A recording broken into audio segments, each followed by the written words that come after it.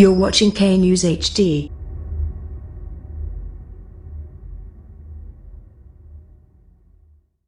السلام علیکم، آپ دیکھ رہے ہیں کے نیوز چینل۔ میں ہوں سید علی رضا۔ خبر شامل کرتے ہیں ساہیوال سے ہمارے ڈسٹرکٹ بیورو چیف شیخ ارمان سعید کی رپورٹ کے مطابق اپنا بستر خود گرم کر لو، موزے خود تلاش کر لو، میرا جسم میری مرضی، دلکش دل فریب نعرے کی کیا بات ہے۔ اس حوالے سے ہمارے ساتھ خصوصی بات کی سیاسی و سماجی شخصیت شیخ اعجاز احمد رضا نے۔ آئیں دیکھتے ہیں انہوں نے کیا کہا۔ بسم اللہ الرحمن الرحیم۔ عورت آزادی مارچ اور عورت کے حقوق دو علیحدہ چیزیں ہیں۔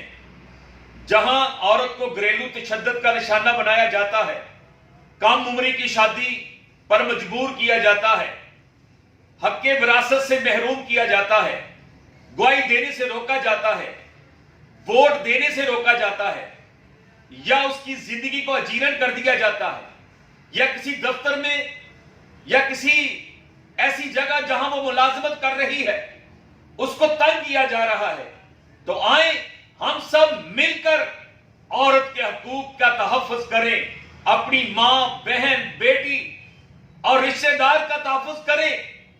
ہمیں چاہیے کہ عورت کو حقوق دلائیں اور معاشرے میں برابری کی بنیاد پر اس کو رہنے کا حق دیا جائے۔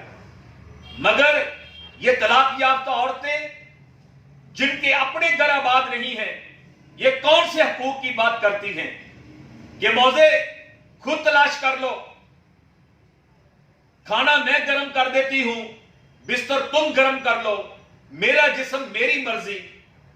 یہ عورتیں فیملیز کو انتشار کا شکار کرنا چاہتی ہیں، طلاق کی ریشو بڑھ رہی ہے۔ یہ عورتیں ایسے واہیات نعرے لگاتی ہیں کہ معاشرے میں عورت اور خامد کی لڑائی ہو رہی ہے۔ مجھے یہ بتائیں، جب نکاح ہوتا ہے، ایگریمنٹ ہوتا ہے، تو پھر میرا جسم میری مرضی کا نعرہ نہیں لگتا، پھر مرضی دونوں کی ہوتی ہے، بیوی کی اور خامد کی۔ ان کو شرم آنی چاہیے، حیا آنا چاہیے کہ جب زینب الرٹ بل تھا تو ہمارا یہ مطالبہ تھا کہ جو بچیوں کے ساتھ ریپ کرتے ہیں انہیں سرعام پھانسی دی جائے، تو پھانسی کی مخالفت کس نے کی؟ ان عورتوں نے کی جو معاشرے کے لیے ناسور ہیں اور معاشرے کو فحاشی عریانی کی طرف لے جانا چاہتی ہیں اور دعوت گناہ دینا چاہتی ہیں۔